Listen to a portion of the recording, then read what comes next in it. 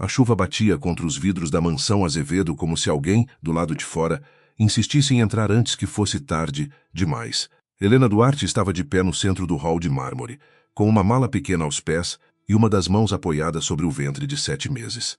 O vestido cinza, simples demais para aquela casa cheia de ostentação, colava-se aos seus joelhos por causa da água que escorria de seus cabelos.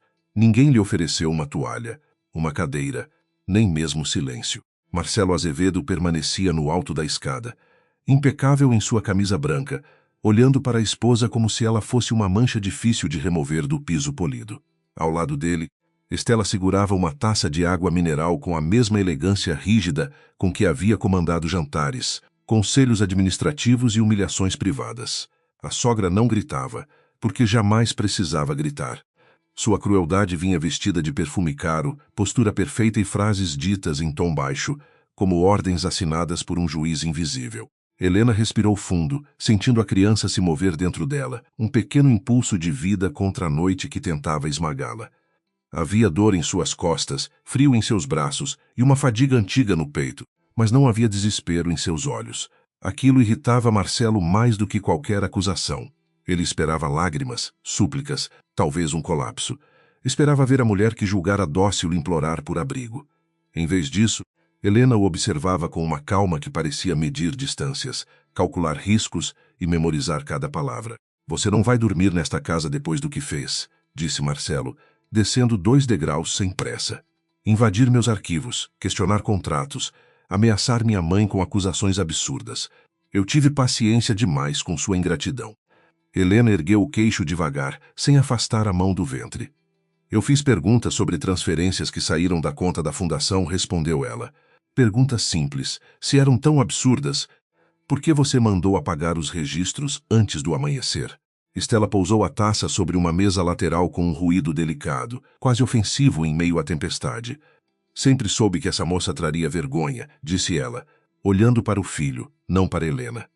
Uma mulher sem sobrenome útil, sem família presente, sem noção do lugar que ocupa. "Marcelo, termine logo com isso." O motorista já foi dispensado, e os funcionários receberam instruções para não abrir os portões depois que ela sair. A frase atravessou o hall como uma lâmina, mas Helena apenas piscou uma vez. Marcelo se aproximou o suficiente para que ela percebesse o cheiro de bebida em sua respiração, embora ele ainda mantivesse a pose de homem ofendido.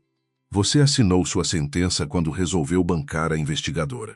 Amanhã meus advogados entram com o pedido de divórcio. Você não terá acesso a nada, nem a esta casa, nem às contas, nem ao nome Azevedo.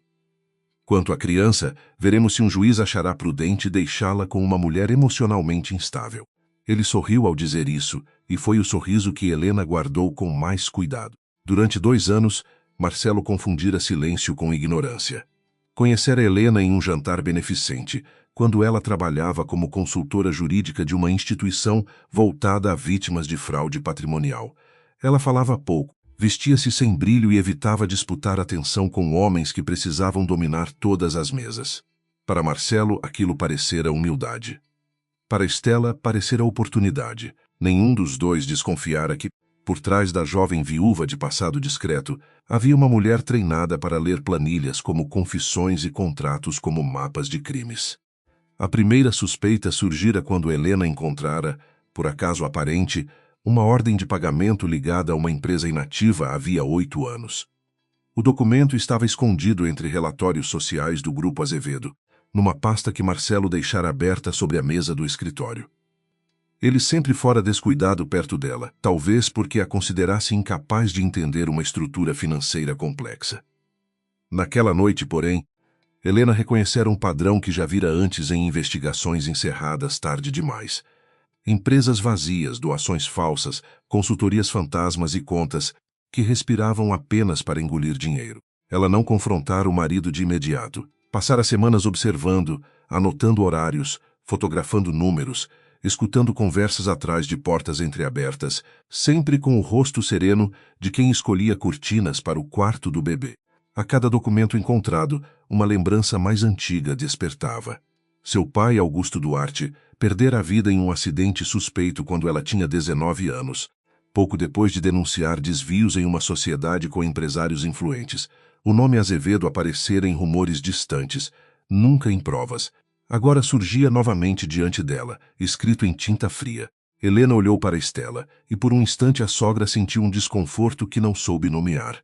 Aquela moça molhada, grávida e expulsa não parecia derrotada. Parecia alguém que atravessava uma porta sabendo exatamente o que havia do outro lado. Você deveria pensar no seu neto, disse Helena, com voz baixa. Estela riu sem alegria. Meu neto não será criado por uma mulher que morde a mão que alimentou. Helena tocou a alça da mala. Mãos que alimentam também podem envenenar, dona Estela. O silêncio que se seguiu não foi vazio. Carregava o barulho da chuva, o ranger discreto da madeira, o choque dos empregados escondidos nos corredores. Marcelo deu um passo brusco e arrancou a mala do chão, lançando-a em direção à porta aberta. Algumas roupas se espalharam pela entrada, junto com uma pasta azul que Helena havia colocado ali de propósito. Ele não percebeu. Não percebeu também a pequena luz vermelha dentro do broche preso ao casaco dela, gravando cada ameaça desde o início da noite. Fora da casa, o jardim parecia uma extensão escura da humilhação. As lanternas de pedra iluminavam poças sobre o caminho, e os portões no ferro aguardavam abertos como mandíbulas. Marcelo segurou o braço de Helena por um segundo, apertando mais do que deveria, mas soltou quando ela o encarou sem medo. Não encoste em mim de novo, disse ela. A frase saiu calma, sem tremor, e talvez por isso tenha soado mais perigosa. Ele recuou com uma risada curta, tentando transformar a própria cautela em desprezo. Helena se abaixou com dificuldade para recolher a pasta azul, permitindo que Marcelo visse apenas papéis inúteis no topo. Eram exames, receitas, anotações sobre o enxoval. A verdadeira cópia estava costurada no forro da mala, protegida por plástico fino. Ela aprendera cedo que documentos importantes nunca deviam parecer importantes. Enquanto juntava uma blusa caída na lama, sentiu uma contração leve e prendeu o ar. Não era hora. A criança pareceu entender, aquietando-se depois de um instante, como se compartilhasse a disciplina da mãe. Quando os portões se fecharam atrás dela, o som metálico ecoou pela rua vazia. Helena ficou alguns segundos parada sob a chuva, não por indecisão, mas para confirmar se as câmeras externas ainda estavam voltadas para a calçada. Estavam. Ótimo. A imagem da esposa grávida expulsa no meio da noite seria útil mais tarde, embora ninguém da família Azevedo imaginasse isso. Ela puxou o casaco sobre os ombros, pegou o celular escondido no bolso interno e enviou apenas uma mensagem para Clara. Preciso do endereço seguro. Clara respondeu em menos de um minuto, como se tivesse dormido com o telefone na mão. Helena caminhou até a esquina, recusando a tentação de olhar para trás. A mansão, com suas janelas acesas e seus salões impecáveis, já não era casa havia muito tempo. Fora cenário, campo de observação, jaula dourada e naquela noite, prova material de uma crueldade que os Azevedos sempre conseguiram disfarçar. O táxi que ela chamara por aplicativo demorou 9 minutos. Nesse intervalo, Helena contou mentalmente as ameaças gravadas, uma por uma. O motorista olhou pelo retrovisor com preocupação, mas teve a sensibilidade de não fazer perguntas. Helena informou o destino e apoiou a cabeça no banco, deixando a cidade escorrer pela janela em riscos de luz. São Paulo parecia interminável naquela madrugada, feita de avenidas úmidas, fachadas fechadas e vidas que continuavam apesar das tragédias alheias. Ela sentiu o bebê se mover novamente e fechou os olhos. Não vou permitir que eles decidam quem você será, pensou. Não vou permitir que roubem seu nome antes mesmo do seu nascimento. Na cobertura da mansão, Marcelo voltou ao escritório com os ombros rígidos, incomodado por uma vitória que não lhe dera prazer suficiente. Estela o seguia em silêncio, observando o filho como quem avalia uma peça cara com rachaduras escondidas. Você se exaltou, disse ela. Ele serviu o uísque em um copo baixo e bebeu antes de responder. Ela estava ameaçando tudo, precisava entender que não tem poder. Estela caminhou até a janela, vendo a chuva apagar as marcas no caminho. Mulheres como Helena só entendem abandono, disse. Mas Estela não estava tranquila.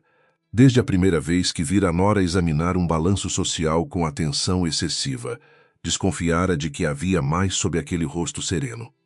Tentara convencer Marcelo a manter distância, depois a vigiá-la, depois a afastá-la com acordos discretos. Marcelo sempre subestimara o risco, encantado pela ideia de possuir uma esposa bonita, reservada e aparentemente grata. Agora, Estela via que o erro não estava apenas em Helena ter descoberto algo.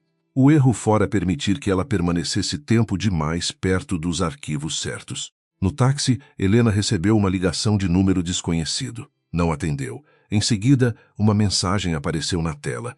Pense bem antes de destruir sua própria vida. Ela reconheceu o estilo de Marcelo, direto demais para ser de um advogado, covarde demais para ser assinado. Helena salvou a captura de tela em uma pasta criptografada e apagou a notificação. A cada gesto, sua mente se tornava mais nítida. O medo existia, claro. Ela temia pelo filho, pelo corpo cansado, pela violência indireta dos ricos. Mas medo não era comando. Clara morava em um prédio antigo, discreto, numa rua arborizada longe dos bairros em que os Azevedo costumavam circular. Quando abriu a porta, estava de pijama, cabelos presos de qualquer jeito e olhos cheios de uma ira silenciosa. Não disse eu avisei, embora tivesse avisado muitas vezes. Apenas abraçou Helena com cuidado, evitando apertar o ventre. Você está gelada, disse. Helena tentou sorrir, mas o rosto não obedeceu. Eles fecharam os portões. Clara respirou fundo, como se engolisse uma palavra dura. Então vamos abrir outros. O apartamento cheirava a chá de camomila, livros velhos e roupa limpa. Clara levou Helena ao banheiro, ajudou-a a trocar o vestido molhado por uma camisola larga e examinou sua pressão com movimentos precisos. Como médica, via sinais que a amiga tentava esconder: o cansaço extremo, a tensão muscular, a palidez sob a pele morena. Como amiga, via algo ainda mais preocupante: a firmeza quase absoluta de Helena, aquela forma perigosa de manter tudo inteiro enquanto o mundo desabava. Você precisa dormir, disse Clara. Depois falamos de guerra. Helena aceitou a xícara de chá, mas não dormiu. Sentou-se à mesa da cozinha enquanto Clara buscava cobertores, abriu a mala e retirou do forro um envelope selado. Dentro estavam cópias de contratos, extratos, nomes de empresa, fotografias de assinaturas divergentes e uma lista de reuniões realizadas em hotéis onde Marcelo dizia nunca ter estado. Havia também uma certidão antiga, guardada em papel amarelado, que provava sua ligação direta com o fundo Duarte, uma herança administrada fraudulentamente desde a morte de seu pai. Ela passou os dedos sobre o nome de Augusto Duarte e, pela primeira vez naquela noite, seus olhos arderam. Não chorou por si mesma. Chorou pelo pai, que havia sido tratado como louco quando denunciara sócios poderosos. Chorou pela mãe, que envelhecera acreditando que a justiça tinha preço alto demais para gente honesta. Chorou pelo bebê, que ainda não conhecia o mundo e já era alvo de homens dispostos a transformar sangue em cláusula contratual. Clara voltou em silêncio, viu os papéis sobre a mesa e compreendeu. Você vai enfrentá-los, disse Clara. Não era pergunta. Helena assentiu. Não agora, não da maneira que eles esperam. Marcelo quer que eu pareça desesperada. Estela quer que eu cometa um erro. Eles vão me acusar de instabilidade, ambição, traição, qualquer coisa que transforme a vítima em ameaça. Então eu vou dar a eles exatamente o palco que desejam. Clara sentou-se diante dela, séria. Um tribunal. Helena recolocou os documentos no envelope. Sim. E quando todos estiverem olhando, eles descobrirão quem expulsaram naquela chuva. Na mansão, Marcelo recebeu a confirmação de que Helena havia deixado a região. Um segurança enviou imagens dela entrando no táxi, sozinha, com a mala pequena. Ele relaxou um pouco, convencido de que a cena provava sua superioridade. Estela, porém, pediu as gravações internas da noite e ordenou que fossem apagadas antes do amanhecer. O técnico hesitou ao telefone, dizendo que o sistema fazia cópia automática em nuvem. Então encontre quem controla a nuvem, respondeu ela, fria. Pela primeira vez em anos, sua voz denunciou urgência. Helena sabia que tentariam apagar tudo. Por isso o broche, o celular reserva, as cópias físicas e os envios programados já estavam prontos. Durante meses, ela construíra uma rede silenciosa de proteção, não por paranoia, mas por experiência. Pessoas poderosas não destruíam inimigos apenas com mentiras. Destruíam prazos, arquivos, testemunhas, reputações. Ao pensar nisso, ela lembrou do último conselho do pai, dito numa tarde em que ele parecia cansado demais para ser invencível. A verdade precisa de abrigo antes de precisar de voz. Perto das 4 da manhã, Helena finalmente se deitou no quarto de hóspedes. Clara deixou a porta entreaberta, como fazia quando atendia pacientes em risco, e ficou na sala revisando exames. A chuva diminuíra, mas a cidade ainda respirava umidade e sirenes distantes. Helena colocou as mãos sobre o ventre e sentiu um chute firme, quase impaciente. Um sorriso pequeno atravessou seu rosto. Eles acham que nos expulsaram, sussurrou em português baixo, íntimo, sem teatro. Mas só nos tiraram de dentro da mentira. Antes que o sono chegasse, ela abriu uma última vez o celular e escreveu uma mensagem para Raul Mendes, promotor de justiça que conhecia seu trabalho antigo e sua lealdade à verdade. Tenho documentos sobre o Grupo Azevedo. Preciso de uma reunião discreta. A resposta não veio imediatamente, mas Helena não precisava dela para decidir seu próximo passo. A noite havia começado com uma porta fechada contra seu rosto. Terminava com uma chave invisível em sua mão, e atrás dela havia arquivos, nomes, crimes e uma sentença ainda não pronunciada. Na manhã seguinte, os jornais sociais falariam de uma separação lamentável, fontes próximas acusariam Helena de comportamento imprevisível, e Marcelo apareceria como herdeiro ferido por uma mulher ingrata. Estela cuidaria para que cada mentira tivesse aparência de confidência elegante. Mas naquela madrugada, enquanto a luz cinza começava a nascer atrás dos prédios, Helena Duarte já havia deixado de ser a esposa expulsa. Sem levantar a voz, sem pedir piedade, sem revelar sua força antes da hora, ela começava a preparar o caminho até o tribunal. A manhã em que a mentira ganhou rosto público começou com um céu claro demais para o estado de espírito de Helena.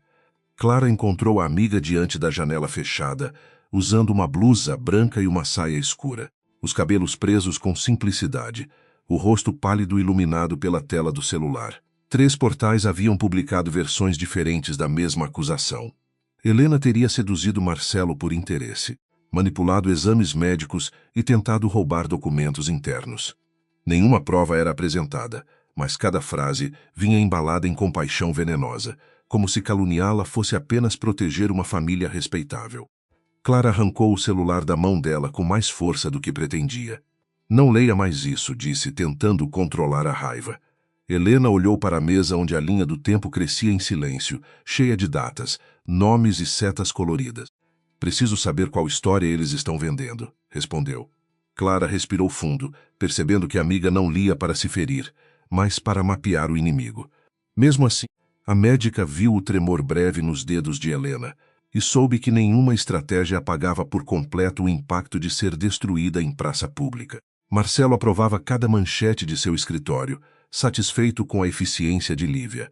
Ela enviava relatórios de engajamento como se administrasse uma campanha comercial, medindo comentários, compartilhamentos e reações de investidores. Estela lia tudo com atenção mais fria, incomodada apenas quando algum texto exagerava demais e poderia provocar simpatia por Helena. A sogra sabia que a vítima perfeita para a difamação não devia parecer esmagada, mas suspeita. Ordenou ajustes, cortou expressões melodramáticas, escolheu jornalistas mais elegantes e repetiu a frase que guiava sua vida. A reputação morre antes do corpo. Helena, por sua vez, decidiu não responder publicamente. A ausência de defesa irritou os Azevedo, porque esperavam uma explosão, uma entrevista chorosa ou uma mensagem impulsiva que pudesse ser usada contra ela no processo. Em vez disso, ela enviou a Raul todas as publicações com horários, autores e conexões comerciais conhecidas. Bianca cruzou dados e encontrou pagamentos recentes de uma consultoria ligada ao Grupo Azevedo para uma agência de gerenciamento de crise. A mentira, como quase tudo naquela família, deixava recibos. Raul pediu paciência. Helena respondeu apenas com um ponto final. O corpo dela, entretanto, não obedecia à mesma disciplina da mente. No fim da tarde, enquanto revisava o pendrive de Nestor ao lado de Clara, Helena sentiu uma dor baixa, persistente, como se uma corda apertasse por dentro. Tentou disfarçar, mas Clara percebeu imediatamente a mudança em sua respiração. Largue isso agora, ordenou. Helena quis protestar, mas outra contração a fez fechar os olhos. A médica mediu pressão, auscultou o bebê e decidiu levá-la ao hospital para avaliação. A investigação podia esperar algumas horas. A criança não. O trajeto até a clínica foi feito em silêncio, com Clara dirigindo rápido sem parecer apressada. Helena olhava pela janela, vendo a cidade passar como um território dividido entre o que podia controlar e o que não podia. Pela primeira vez desde a expulsão sentiu medo de verdade. Não medo de Marcelo, nem de Estela, nem do tribunal. Medo de que a batalha exigisse do filho um preço antes mesmo do nascimento. Clara, sem tirar os olhos da rua, disse que o bebê estava forte. Helena acreditou porque precisava, não porque fosse ingênua. Na clínica, a sala de exames cheirava a álcool, lençóis limpos e ansiedade. Clara acompanhou tudo como médica e amiga, fazendo perguntas objetivas para impedir que a preocupação crescesse sem forma. O obstetra confirmou que não havia trabalho de parto, apenas sinais de estresse intenso e necessidade absoluta de repouso. Helena ouviu as recomendações com aparente obediência, mas Clara conhecia aquela expressão. Antes que saíssem, segurou o braço dela e disse baixo: "Repouso não é rendição." Helena sentiu, tocando o ventre. "Também preciso que meu filho aprenda isso." Enquanto Helena deixava a clínica por uma saída lateral, Lívia recebia de um informante a notícia de que ela havia sido atendida. Em menos de uma hora, Marcelo sabia. Em 2, Estela já desenhava uma nova narrativa. Se Helena estava fragilizada, poderiam alegar incapacidade emocional de gerir a própria vida e pedir medidas preventivas sobre o bebê após o nascimento. Marcelo achou a ideia dura, mas útil. Estela não demonstrou emoção. Para ela, crianças eram extensões de patrimônio, e patrimônio não podia permanecer sob guarda de quem ameaçava a estrutura familiar. A reação de Helena veio sem espetáculo. De volta ao apartamento, deitada por imposição de Clara, ela pediu o notebook e abriu os arquivos de Nestor. O pendrive continha planilhas antigas, cópias de e-mails e gravações de reuniões internas. Havia pagamentos associados a nomes codificados, quase todos ligados a empresas já mapeadas. No meio de uma pasta chamada Arquivos Mortos, Helena encontrou um relatório sobre um acidente ocorrido 18 anos antes na estrada de Campos do Jordão. O arquivo estava marcado com as iniciais de Augusto Duarte. O quarto pareceu perder ar. Clara percebeu a mudança no rosto da amiga antes de entender o que havia na tela. Helena ficou imóvel, os olhos fixos no documento, uma mão contra o ventre, como se quisesse proteger o filho de uma memória antiga. O relatório descrevia falha mecânica, mas anexava notas de serviço realizadas dias antes por uma oficina ligada a uma empresa de transporte dos Azevedo. Mais abaixo, uma mensagem curta mencionava que Dona Estela queria confirmação de que o veículo não seria periciado por seguradora independente. Helena leu 3 vezes, sem piscar. A morte de Augusto sempre fora um quarto trancado dentro dela. Oficialmente, o pai perdera o controle do carro numa curva molhada. Extraoficialmente, amigos haviam sussurrado que ele mexera com gente poderosa demais, mas ninguém conseguira sustentar suspeitas. Helena tinha 19 anos quando assinou o reconhecimento do corpo com a mãe desmaiada numa cadeira ao lado. Lembrava-se do cheiro de café velho na delegacia, do policial falando rápido, do empresário que enviara flores sem comparecer ao velório. Agora, anos depois, aquele empresário tinha o sobrenome que ela aprendera a odiar em silêncio. Ela não chorou. Essa ausência assustou Clara mais do que lágrimas teriam assustado. Helena apenas fechou o arquivo, copiou tudo para 3 destinos seguros e escreveu para Raul. Encontrei ligação entre Estela Azevedo e a morte de Augusto Duarte. Possível sabotagem e ocultação de perícia. Preciso reabrir essa frente. A resposta de Raul veio minutos depois, mais longa do que de costume. Não mexa nisso sozinha. Esse tipo de prova exige confirmação independente. Helena leu, respirou lentamente e respondeu. Nunca mexi sozinha, só parecia. Nestor foi convocado para uma conversa protegida no dia seguinte. Raul escolheu uma sala pequena, sem janelas externas, dentro de um prédio público pouco usado. Bianca acompanhou a entrevista, enquanto Helena participou por chamada segura, pois Clara proibira deslocamentos. O contador tremia ao ouvir o nome de Augusto Duarte. Disse que não trabalhava no grupo na época do acidente, mas herdara arquivos antigos quando assumiu a contabilidade secreta de Estela. Segundo ele, havia documentos que ninguém devia abrir, separados em pastas físicas guardadas no cofre da casa de campo da família Azevedo. A casa de campo ficava no interior, longe das câmeras da mansão e dos servidores corporativos. Estela a usava para reuniões que não deviam aparecer em agendas formais. Nestor contou que vira Marcelo sair de lá uma vez carregando caixas lacradas, depois de uma discussão com a mãe. Também revelou que um ex-motorista chamado Orlando havia recebido pagamentos mensais por anos, sempre em dinheiro, sempre registrados como manutenção emergencial. Bianca anotou o nome. Raul cruzou os braços, já entendendo. Pessoas compradas por muito tempo costumavam ter mais medo da interrupção do pagamento do que da justiça.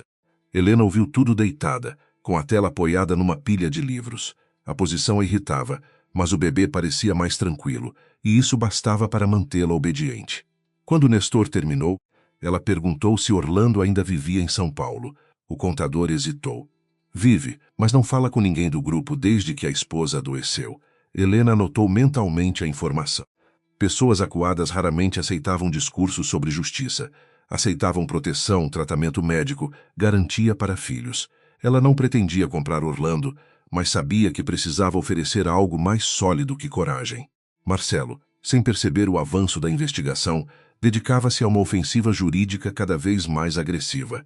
O advogado Viana protocolou o pedido de divórcio litigioso, acusando Helena de violação de confiança, apropriação indevida de documentos e instabilidade incompatível com a administração de bens comuns.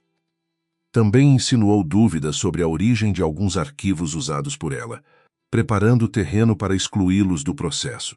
Marcelo gostou do texto, embora não entendesse suas sutilezas. Estela entendeu e aprovou. Ainda assim, percebeu que Viana estava cauteloso demais, e cautela em advogado era sinal de perigo próximo. No mesmo dia, Clara recebeu uma ligação anônima na clínica. Uma voz masculina perguntou se ela tinha certeza de que queria arriscar sua licença médica por uma paciente problemática. Clara desligou sem responder, mas suas mãos ficaram geladas.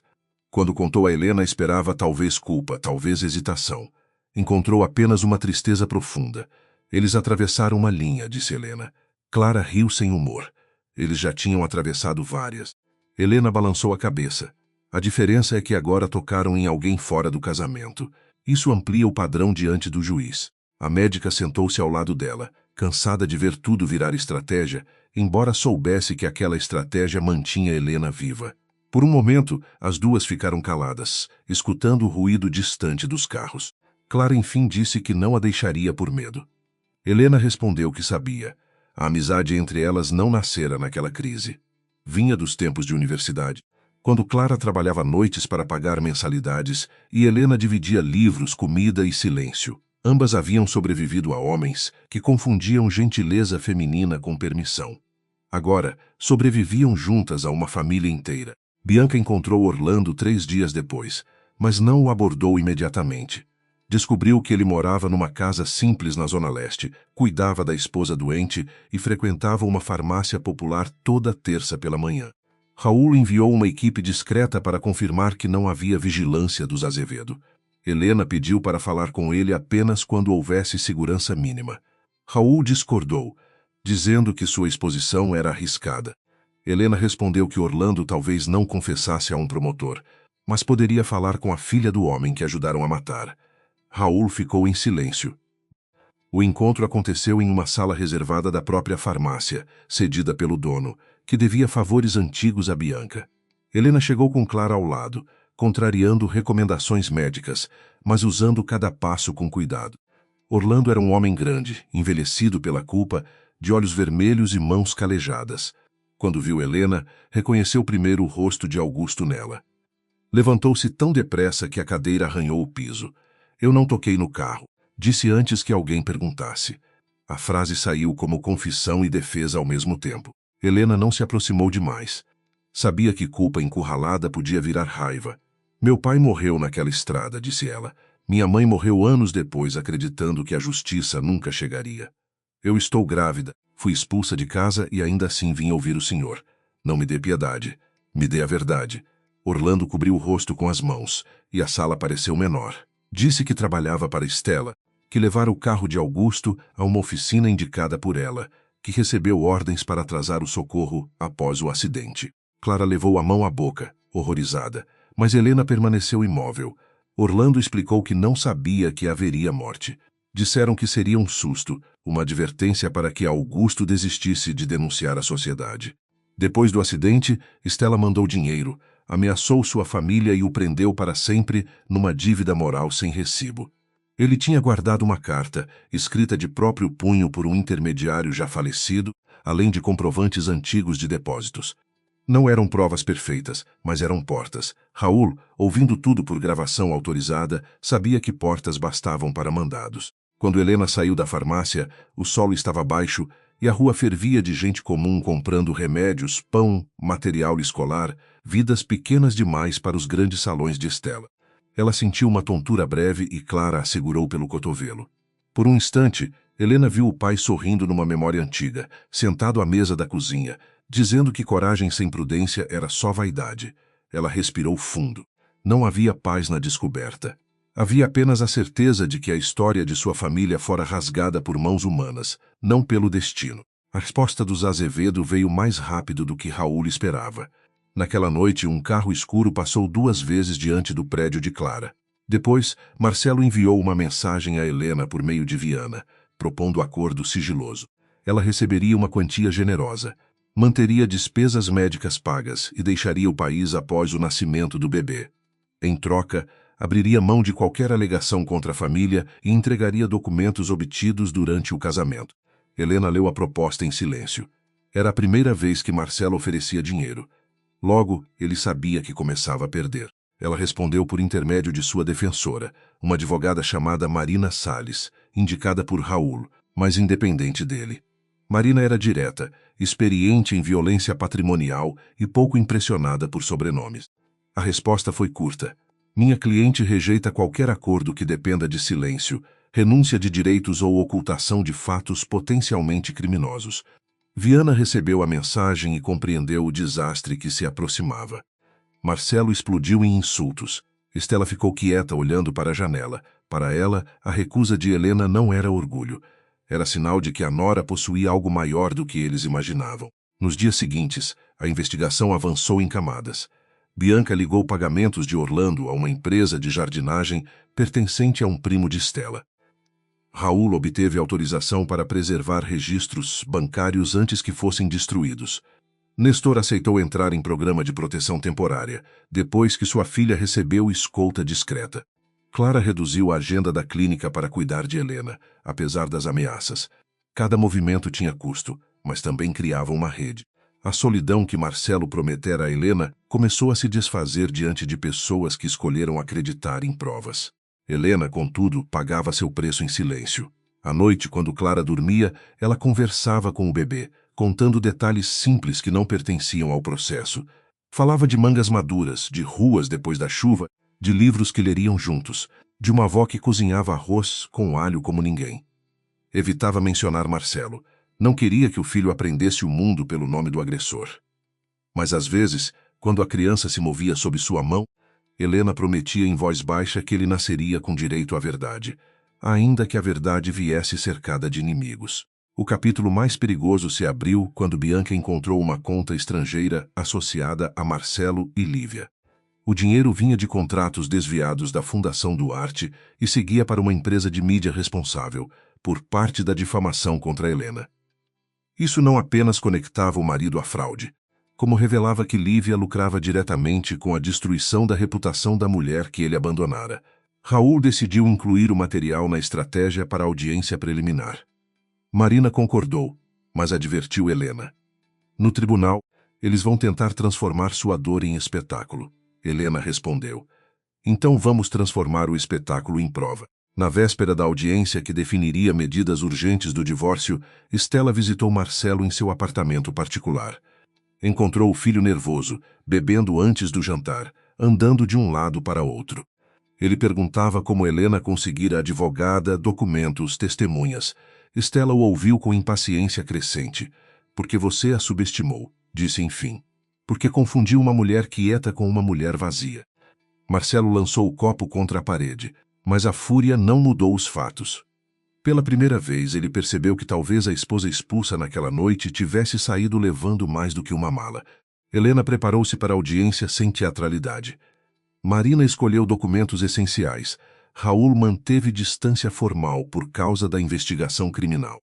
Clara separou exames médicos para rebater qualquer tentativa de questionar sua lucidez. Antes de dormir, Helena abriu a pasta onde guardava a certidão do Fundo Duarte e o relatório sobre a morte do pai. Não usaria tudo ainda. Uma verdade revelada cedo demais podia ser enterrada sob ruído. Ela precisava escolher o momento exato.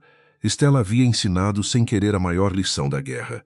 Poder não era força, era controle de tempo. Quando a madrugada chegou, Helena não estava em paz, mas estava inteira. Do lado de fora, São Paulo brilhava em janelas dispersas. cada uma escondendo pequenas batalhas que jamais chegariam aos jornais. Ela colocou a mão no ventre e sentiu o filho responder com um movimento lento, firme como uma assinatura.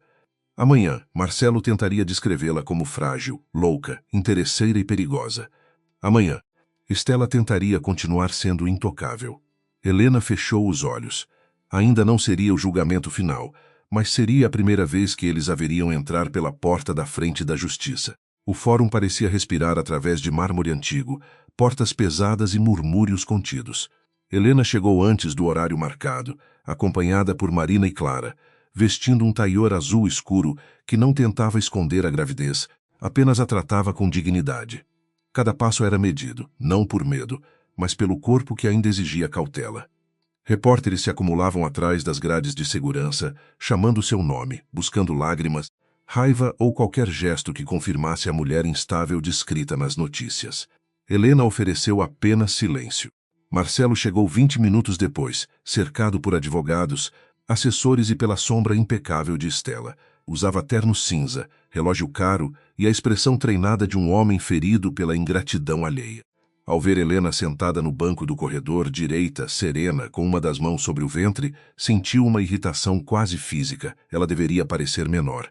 Deveria estar abatida, desalinhada, dependente. Em vez disso, parecia ter escolhido até o peso do silêncio. Estela notou o mesmo e fechou os dedos sobre a bolsa.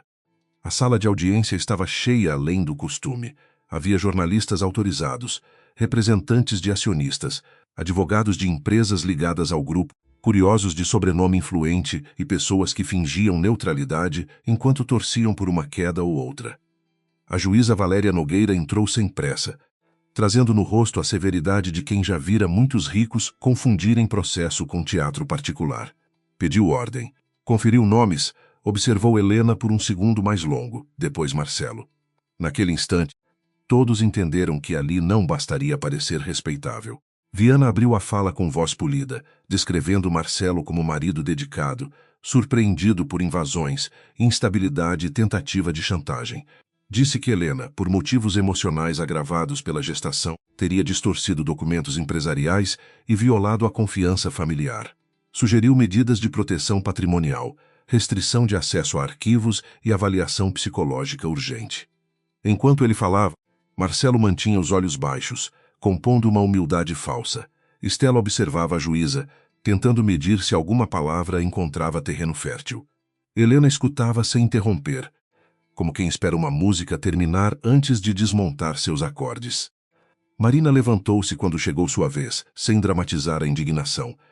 Afirmou que sua cliente havia sido expulsa de casa durante a noite, grávida, sem transporte e sob ameaças registradas. Explicou que o acesso aos documentos questionados decorria de vínculo conjugal, funções consultivas exercidas informalmente e, sobretudo, da necessidade de preservar provas de crimes financeiros. Pediu que qualquer debate sobre instabilidade fosse sustentado por laudo, não por boatos pagos. A juíza perguntou se havia registros da expulsão. Marina colocou sobre a mesa um pendrive lacrado. O áudio do broche preencheu a sala com a voz de Marcelo, seca, arrogante, prometendo tirar casa, contas, nome e filho. Depois veio a voz de Estela, fria como porcelana, instruindo funcionários a não abrirem os portões. O silêncio posterior foi diferente de todos os anteriores. Não havia mais murmúrio elegante, apenas uma tensão pesada, quase corporal. Marcelo empalideceu, mas tentou conservar a postura. Estela permaneceu imóvel, embora seus olhos brilhassem com um ódio tão rápido que poucos perceberam. Helena não olhou para eles. Viana pediu a palavra, alegando edição, contexto emocional, provocação prévia. Marina já esperava. Apresentou cópia integral, metadados, imagens externas da câmera de rua e mensagens posteriores enviadas por Marcelo. A juíza examinou os documentos com atenção, sem permitir comentários da plateia. Ao fundo, Lívia Prado digitava freneticamente no celular, tentando adaptar a narrativa pública antes que a notícia saísse da sala. Bianca, sentada entre os observadores autorizados, notou o gesto e enviou um aviso discreto a Raul. Mesmo fora daquele processo, a investigação criminal respirava perto. A audiência deveria tratar de divórcio, guarda provisória e medidas patrimoniais. Mas Marina conduziu a discussão para algo maior sem parecer precipitada. Mostrou que as acusações contra Helena haviam surgido logo depois de ela questionar transferências irregulares da Fundação Duarte. Viana protestou, dizendo que a fundação não era objeto da ação. A juíza permitiu a exposição apenas na medida em que se relacionasse à suposta motivação das ameaças. Era a abertura que Marina precisava. Helena sentiu o bebê se mover, e aquele pequeno impulso pareceu marcar a hora exata. Marina chamou Nestor Almeida como informante, sob proteção judicial preliminar. O ex-contador entrou pálido, olhando para o chão, mas sua voz ganhou firmeza ao reconhecer planilhas, assinaturas e ordens internas. Disse que Marcelo exigira relatórios falsos, que Stella controlava pagamentos por empresas paralelas e que funcionários eram coagidos com dívidas, ameaças familiares e promessas de destruição profissional. Viana tentou retratá-lo como empregado ressentido. Nestor respirou, encarou Marcelo pela primeira vez e respondeu que ressentimento era perder o sono por mentiras assinadas, não contá-las depois de anos. O depoimento abalou a sala, mas ainda não quebrou Marcelo. Ele confiava nos limites daquele processo e nos homens que prometiam conter danos fora dali. Stella, porém, conhecia o som de uma estrutura cedendo. Cada resposta de Nestor trazia nomes que ela preferia mortos, esquecidos ou comprados. Quando Marina mencionou a casa de campo, Stella inclinou-se para Viana e sussurrou algo. A juíza percebeu o movimento e advertiu as partes contra qualquer tentativa de comunicação indevida com testemunhas ou destruição de documentos. O aviso soou como prenúncio. Em seguida, Marina apresentou extratos que ligavam empresas fantasmas a pagamentos de mídia usados para difamar Helena. Os nomes de Lívia e de uma consultoria do Grupo Azevedo surgiram em sequência, alinhados por datas, valores e publicações. Pela primeira vez, Marcelo olhou para Lívia com verdadeiro medo. Ela baixou o celular, percebendo que talvez tivesse sido transformada em peça descartável. Stella não olhou para nenhum dos dois. A matriarca já calculava quais vínculos poderiam ser negados, quais pessoas sacrificadas e quais arquivos ainda poderiam desaparecer antes de uma ordem de busca. A juíza pediu um intervalo de 15 minutos, mas a sala não relaxou. Repórteres saíram apressados, advogados formaram pequenos círculos e acionistas cochicharam com rostos tensos. Helena permaneceu sentada, bebendo água em goles curtos, enquanto Clara verificava sua pressão de modo discreto. Marcelo aproximou-se apesar da orientação de Viana. Você não entende o que está fazendo, disse em voz baixa. Helena ergueu os olhos para ele, sem raiva aparente. Entendo melhor do que você jamais imaginou. Ele inclinou-se um pouco. Ainda pode parar. Ela respondeu apenas. Eu comecei por isso. Quando a audiência recomeçou, Viana tentou recuperar terreno apresentando uma testemunha indicada por Marcelo. Era uma ex-assistente do grupo, Camila Reis, que afirmou ter visto Helena copiando arquivos sigilosos e alterando documentos. A fala vinha ensaiada demais, cheia de expressões jurídicas que não combinavam com sua própria experiência. Marina ouviu até o fim, depois perguntou quando Camila deixara a empresa. Ela respondeu uma data. Marina exibiu o registro de viagem internacional no mesmo período, pago pelo Grupo Azevedo. Camila hesitou. A juíza pediu resposta clara, e a mentira começou a sangrar. Marina avançou com calma. Mostrou mensagens de Camila pedindo a Lívia confirmação do que deveria dizer, depois um comprovante de depósito feito 2 dias antes da audiência. Viana protestou com força, mas a juíza exigiu explicações. Camila começou a chorar não por arrependimento pleno, mas por perceber que fora usada sem proteção suficiente. Disse que Lívia prometera emprego fixo e quitação de dívidas se ela sustentasse a versão. Marcelo explodiu, acusando-a de inventar. A juíza ordenou silêncio, e pela primeira vez sua voz encheu a sala como sentença antecipada.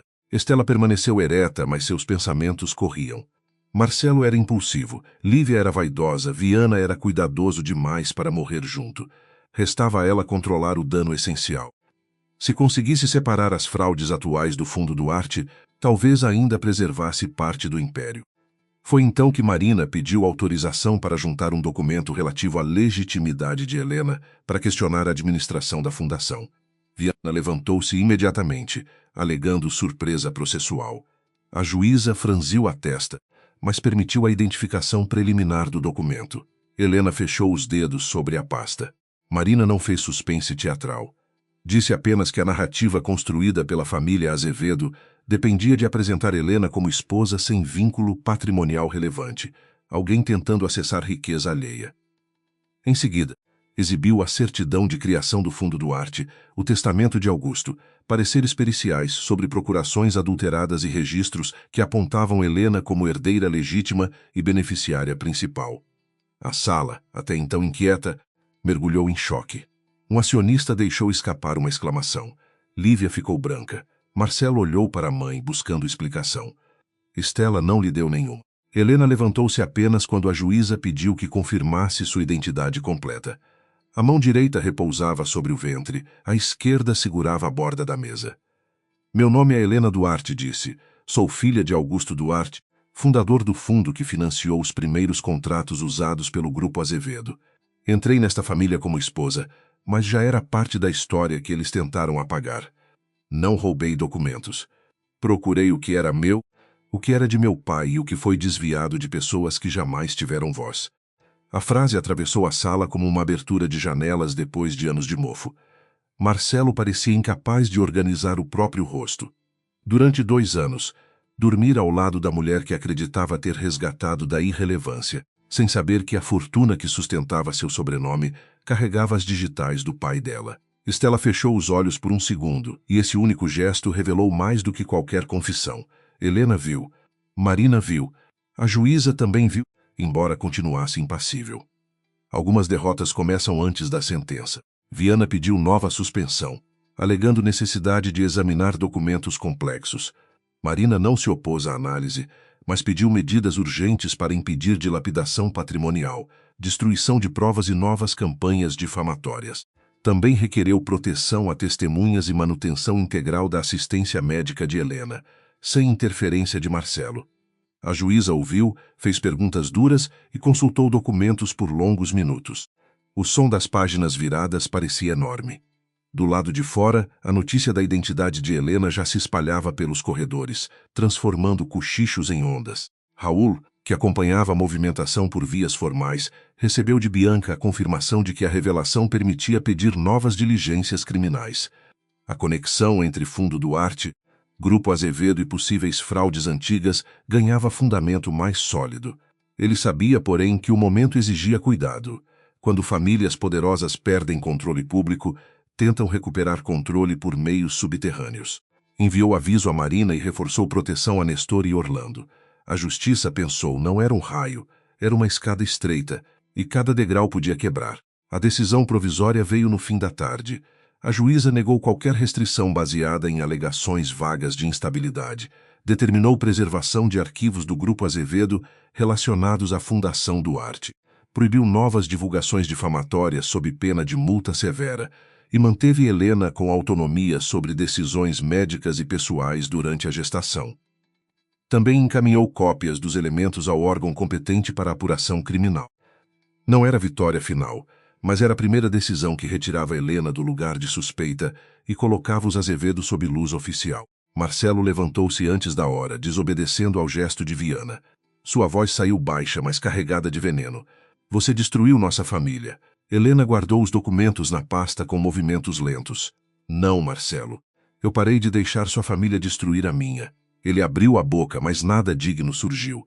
Estela segurou o braço do filho, não por carinho, e sim por controle. A matriarca sabia que câmeras esperavam no corredor. Uma explosão pública completaria o quadro que Marina desenhara. Marcelo, porém, já não obedecia bem. No corredor, os flashes vieram como tempestade branca. Perguntas se atropelavam, exigindo explicações sobre a herdeira Duarte, as gravações, o fundo, os boatos e o futuro do Grupo Azevedo. Marina abriu caminho com firmeza. Clara mantinha uma mão perto das costas de Helena, e seguranças do fórum contiveram a imprensa. Helena não respondeu. Seu silêncio agora tinha outro peso. Antes, diziam que era culpa.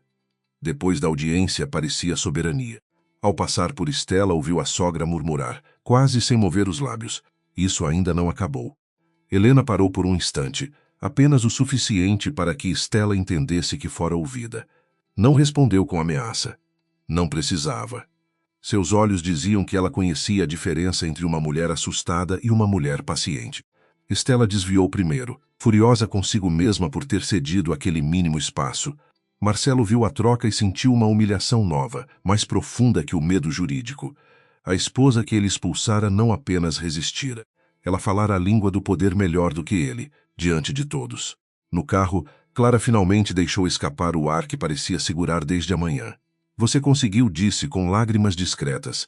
Helena encostou a cabeça no banco, exausta demais para sorrir plenamente. Conseguimos uma porta, respondeu. Ainda falta atravessar o prédio inteiro. Marina, no banco da frente, concordou. Eles vão tentar destruir provas esta noite. Raul já sabe. Helena fechou os olhos ao ouvir o nome do promotor. O bebê se moveu com força, como se protestasse contra a tensão. Pela primeira vez naquele dia, ela riu baixinho. Ao anoitecer, a mansão Azevedo deixou de parecer invulnerável. Carros de advogados entravam e saíam, funcionários cochichavam, servidores eram desligados sem critério, e Estela trancava documentos em malas que talvez já não pudesse mover. Marcelo gritava com Lívia pelo telefone, chamando-a de descuidada, enquanto ela ameaçava revelar mensagens, se fosse abandonada. O império começava a devorar seus próprios cúmplices. Em outro ponto da cidade, Helena voltava ao apartamento de Clara com a decisão judicial na bolsa e uma certeza silenciosa no peito. A verdade finalmente havia sido pronunciada diante de testemunhas. Naquela noite, antes de dormir, Helena colocou a certidão do fundo Duarte ao lado do relatório sobre o acidente do pai. Ainda não havia justiça completa para Augusto, nem reparação para todos que tinham sido esmagados pelo nome Azevedo. Mas havia registro, havia caminho, havia medo no rosto dos culpados. Ela apagou a luz, sentindo o filho repousar dentro dela como uma promessa ainda sem rosto. A porta que se fechara na chuva parecia distante. O tribunal abrira outra, e por ela entraria não vingança, mas consequência. A queda dos Azevedo não aconteceu como um prédio que desaba em segundos, mas como uma parede antiga que, depois da primeira rachadura, revela que estava oca havia anos. Na manhã seguinte à audiência, o grupo Azevedo abriu o pregão com ações em queda, telefones congestionados e diretores repetindo frases de emergência que já não convenciam ninguém. Marcelo chegou à sede com olheiras profundas, cercado por seguranças, mas os funcionários desviavam o olhar com uma prudência nova. Antes temiam sua autoridade. Agora temiam ser vistos perto dela. Estela tentou assumir o controle como sempre fizera, convocando advogados, consultores e aliados antigos para uma reunião fechada. Falou de contenção de danos, preservação institucional e ataques oportunistas, mas a voz que antes enrijecia qualquer sala já não produzia obediência plena. 2 conselheiros pediram afastamento imediato de Marcelo. Um diretor financeiro negou ter autorizado transferências. Outro alegou problemas cardíacos e saiu antes do almoço. Estela percebeu, com uma lucidez amarga, que o poder compra lealdades até o instante em que a conta do medo se torna maior que a recompensa. No apartamento de Clara, Helena assistia às notícias sem triunfo. Marina estava ao seu lado, revisando novas intimações, enquanto Clara insistia em medir sua pressão a cada poucas horas. A decisão judicial abrira caminho para buscas, bloqueios e depoimentos, mas também aumentar o risco de retaliação. Raul avisou que equipes cumpriam ordens de preservação em sedes empresariais e imóveis ligados à família. Helena ouviu tudo com atenção, mas quando a câmera mostrou a fachada da mansão Azevedo, ela apenas abaixou os olhos para o ventre. Aquela casa já não mandava nela. Nestor prestou novo depoimento sob proteção, desta vez com documentos confirmados por perícia inicial. Orlando entregou a carta antiga, comprovantes de depósitos e indicou o nome do mecânico que recebera ordens para adulterar o relatório do carro de Augusto. O mecânico, velho e doente, não tentou negar tudo. Disse que aceitara dinheiro para mentir sobre uma peça, acreditando que apenas atrasaria uma viagem. A verdade completa talvez nunca coubesse em uma única confissão, mas as peças formavam um desenho suficiente. Augusto Duarte não morrera por acaso, e Estela sabia disso. Marcelo tentou se agarrar a qualquer versão que ainda o preservasse. Primeiro culpou Lívia, dizendo que ela exagerara na campanha contra Helena. Depois culpou o advogado, alegando que jamais entendera os documentos preparados em seu nome. Quando percebeu que essas defesas não bastariam, procurou a mãe, exigindo que ela assumisse as decisões antigas sobre o fundo Duarte. Estela o encarou como se observasse um estranho. Eu construí o caminho, disse ela. Você escolheu caminhar por ele sorrindo. A frase o feriu mais do que qualquer acusação pública. Lívia, sentindo o chão desaparecer, entregou mensagens, contratos e gravações que guardara para emergências. Não o fez por consciência, mas por sobrevivência, e Raul não se iludiu quanto a isso. Ainda assim, provas vindas de pessoas egoístas podiam servir à justiça se fossem confirmadas. As mensagens mostravam Marcelo aprovando ataques contra Helena, autorizando pagamentos e pressionando testemunhas. Também mostravam Stella orientando a destruição de arquivos físicos na casa de campo. Quando a equipe chegou ao imóvel, encontrou cinzas recentes na lareira, mas também uma parede falsa que o fogo não alcançara. Atrás daquela parede havia caixas de documentos antigos, cópias de procurações, correspondências, livros contábeis paralelos e uma fotografia de Augusto Duarte em uma reunião com Stella e o patriarca Azevedo, anos antes do acidente. Helena recebeu a notícia sentada no quarto, com as pernas elevadas e os olhos fechados. Marina explicou cada item com cuidado, esperando alguma reação intensa. Helena abriu os olhos apenas quando ouviu o nome do pai. Então ele não estava sozinho, disse. Marina respondeu que não. Clara, junto à porta, viu a dor da amiga ganhar finalmente uma forma menos solitária. O parto começou numa madrugada silenciosa, quase sem drama externo, como se o corpo de Helena escolhesse um momento em que os inimigos estivessem ocupados demais com a própria ruína. Uma cólica funda a acordou antes das 3, seguida por outra mais regular. Clara, que dormia no sofá havia semanas, levantou-se imediatamente, médica antes de amiga, amiga antes de qualquer protocolo. Helena tentou respirar conforme aprendera, mas dessa vez não havia documento, estratégia ou tribunal entre ela e a vulnerabilidade. Havia apenas dor, vida e a travessia inevitável. No hospital, Marina apareceu com uma mala pequena e olhos úmidos que tentou disfarçar. Raul enviou 2 agentes discretos para garantir que ninguém se aproximasse sem autorização. Clara permaneceu ao lado de Helena, segurando sua mão durante as horas longas em que a coragem deixou de parecer silêncio e passou a ser suor, tremor e persistência. Entre uma contração e outra, Helena pensou na noite da expulsão, no portão fechado, na chuva. Agora outra porta se abria, não por ordem de homens ricos, mas pela força antiga de nascer. O menino veio ao mundo ao amanhecer, com um choro firme que atravessou o quarto e desarmou todas as defesas de Helena. Quando o colocaram sobre seu peito, ela chorou pela primeira vez, sem tentar controlar o ritmo das lágrimas. Clara chorou também, fingindo ajustar um lençol. Marina virou o rosto. O bebê tinha dedos longos, cabelos escuros e uma expressão enrugada de quem protestava contra a luz. Helena sussurrou o nome escolhido em segredo, Tomás Duarte.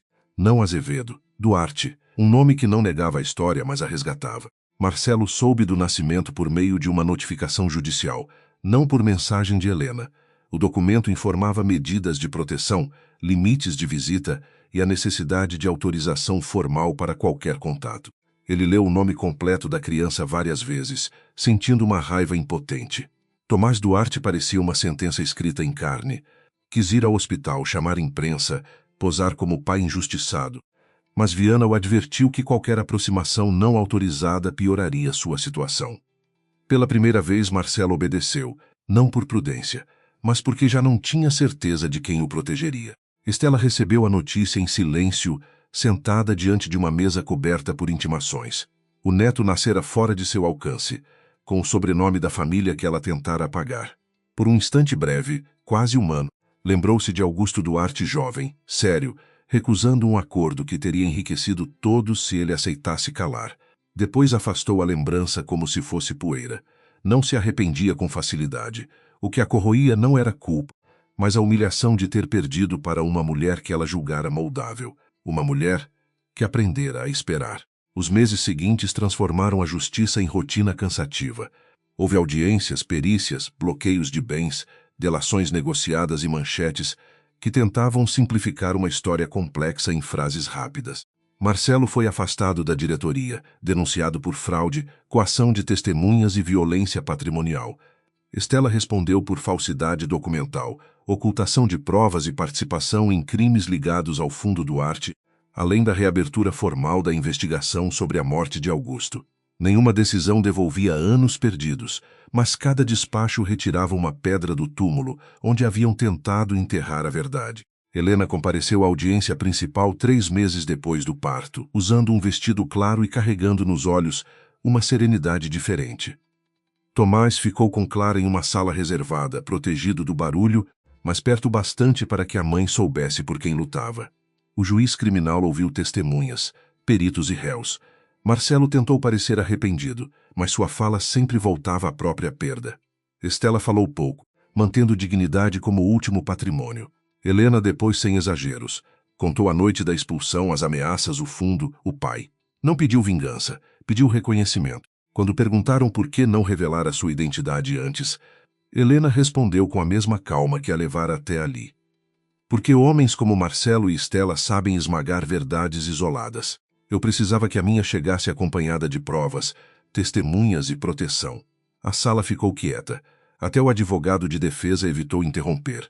Naquele momento, ninguém via apenas a esposa expulsa, a grávida humilhada ou a herdeira surpreendente. Viam uma mulher que havia entendido o sistema por dentro e usado suas próprias regras para obrigá-lo a olhar para baixo. A sentença parcial, relativa às medidas patrimoniais e à administração do fundo, veio antes do julgamento criminal definitivo. Helena foi reconhecida como beneficiária legítima, os atos fraudulentos de gestão foram anulados em etapas e uma intervenção independente assumiu a reconstrução contábil da fundação. Parte dos bens desviados foi bloqueada para ressarcimento de projetos sociais prejudicados. O Grupo Azevedo perdeu contrato, prestígio e a máscara de filantropia. Marcelo saiu do fórum sem encarar as câmeras. Estela, ao contrário, encarou todas, mas seus olhos já não ordenavam o mundo. Apenas resistiam ao colapso. Helena não voltou à mansão para reivindicar móveis, joias ou lembranças. Enviou representantes para retirar apenas livros, documentos pessoais e uma pequena caixa com fotos que Marcelo jamais valorizara. O quarto do bebê que Estela havia mandado decorar permaneceu intocado, cheio de tons neutros e brinquedos caros, como um cenário preparado para uma criança que nunca pertencera àquela casa. Helena viu as imagens enviadas por Marina e sentiu uma estranha compaixão pelo vazio.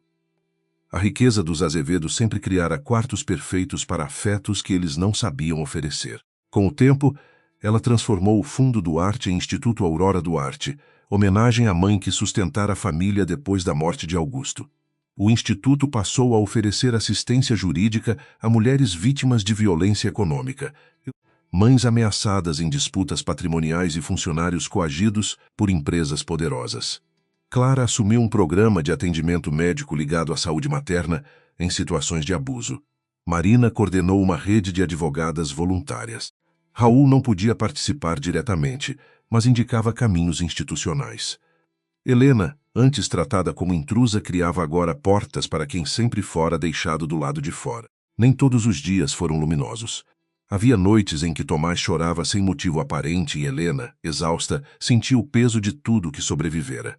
Havia audiências adiadas, recursos intermináveis, comentários cruéis e memórias que voltavam com cheiro de chuva.